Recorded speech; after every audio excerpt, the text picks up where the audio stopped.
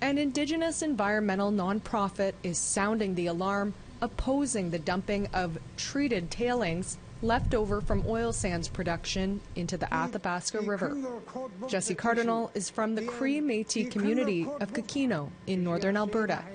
As the executive director of Keepers of the Water, she's informing leaders at the APTN National Assembly on the protection of water downstream of the oil sands. The Alberta government and the corporations are saying that it's safe to dump the tailings. We have a science team that is taking the corporation's information, their science information, reading it, understanding it, deciphering it to understand it's not safe. There's still saline, high levels of saline, and something called naphthenic acid. It's what Cardinal considers mass misinformation to the public by industry and government. Naphthenic acid is cancer-causing. It affects hormones in people and it affects hormones in animals.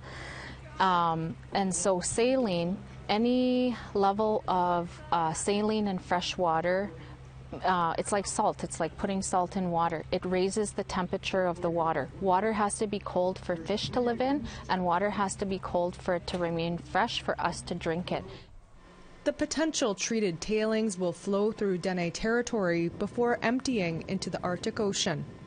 Daniel Tetzelli of the Dene Métis community of Fort Good Hope along the Decho is also sharing the message as the NWT outreach manager for Keepers of the Water.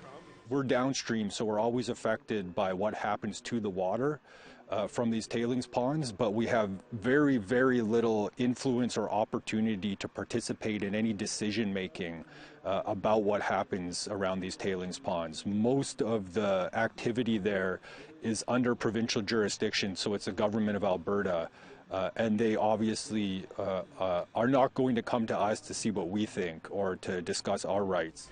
Keepers of the Water also say Canada has not obtained the free, prior and informed consent of Indigenous Northerners, a legal requirement from the United Nations Declaration of the Rights of Indigenous Peoples Act.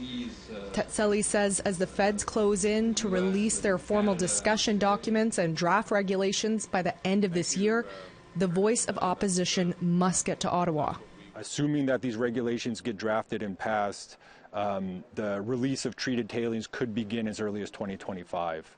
So there is a few years, but the longer this process goes without people pushing back on it and getting their messages out there, the more difficult it's going to be to actually stop these regulations getting on the book and legalizing the release of these toxic tailings into the watershed.